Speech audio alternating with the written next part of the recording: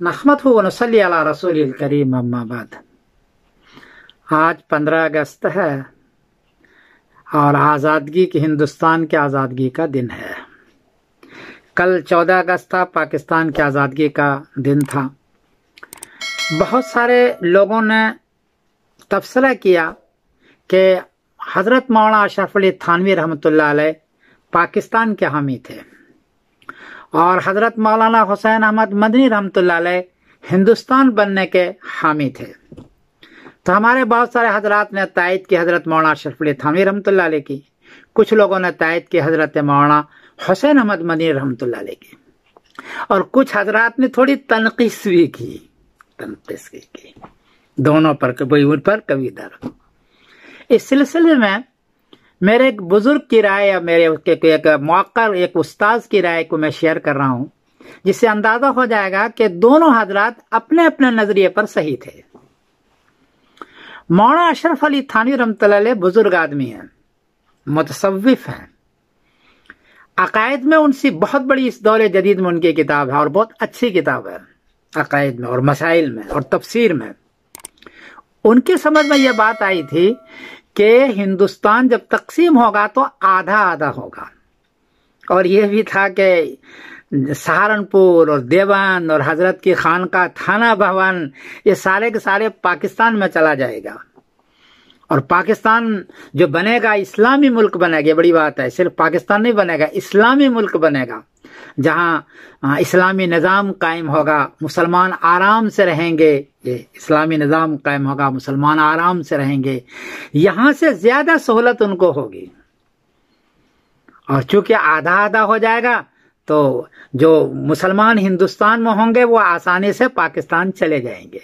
ये तीन चीज का उनको अंदाजा था कि इस्लामी हुकूमत होगी एक, आधा आधा हो जाएगा दो, और सारे लोग आसानी से पाकिस्तान चले जाएंगे और यहाँ से मुसलमान अच्छी जिंदगी गुजारेंगे। ये उनके दिमाग में था।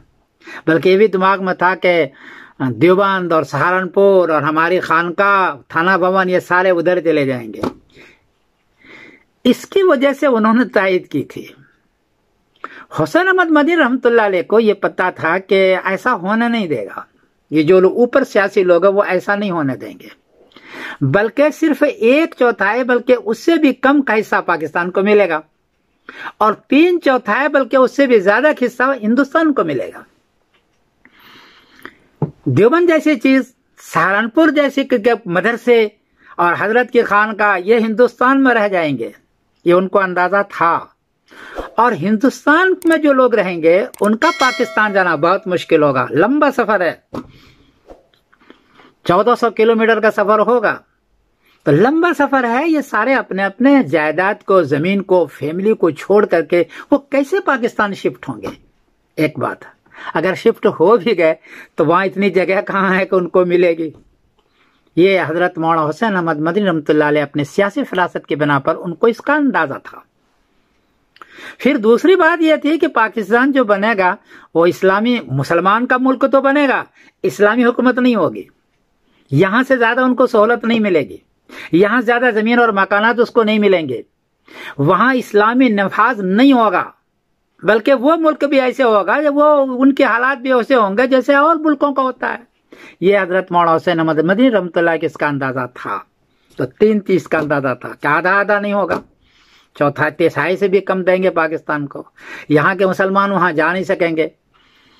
और मौलाना अशरफ अली थानवी जो सोच रहे हैं वो नहीं होगा, ये उनको था, सियासी बसीरत थी, इसलिए उन्होंने इसमें आफियत समझी कि हिंदुस्तान में ही रह करके हम इनकी तायद कर दें ताकि जो मुसलमान हिंदुस्तान में रह जाएगा उनको कम से कम आफियत हो जाएगी। ये था दोनों का नजरिया। इसलिए मौलाना अशरफ अली मौलाना हुसैन अहमद मदनी ने इनकी तायद की। अफसोस की बात यह है कि मौलाना अशरफ अली थानवी की वफात 1943 में हो गई। उसके 4 साल के बाद 1947 में हिंदुस्तान आजाद हुआ और 2 टुकड़े हुए।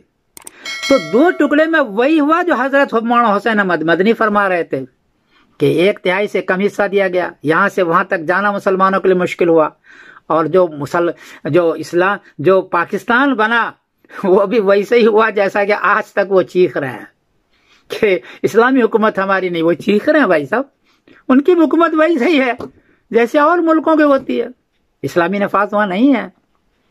और सबसे बड़ी बात यह है कि जो मुसलमान हिंदुस्तान से पाकिस्तान गए वो उनको आज भी उतनी सहूलत नहीं मिल सकी जो वो चाहते थे।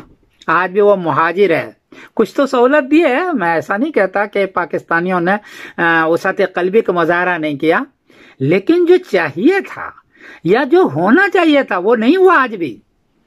और अशरफ अली थानवी रहमतुल्लाह अलैह की सोच पूरी नहीं हुई, और मौलाना हुसैन अहमद मदनी रहमतुल्लाह अलैह की बात जो उनकी सियासी फरासत से बिल्कुल ऐन मुताबिक हो। आज खुद देखिए, आप खुद देखिए उसको।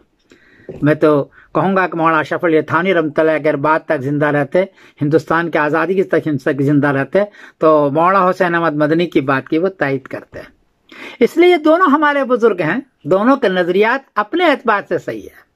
मौलाना अशरफ अली थानवी रहमतुल्लाह अलैह जो चाहते थे, अगर वो होता, इस्लामी हुकूमत कायम होता, आधा आता होता, तो ज़ाहिर है कोई भी ये नहीं कहेगा कि इस्लामी हुकूमत नहीं होनी चाहिए।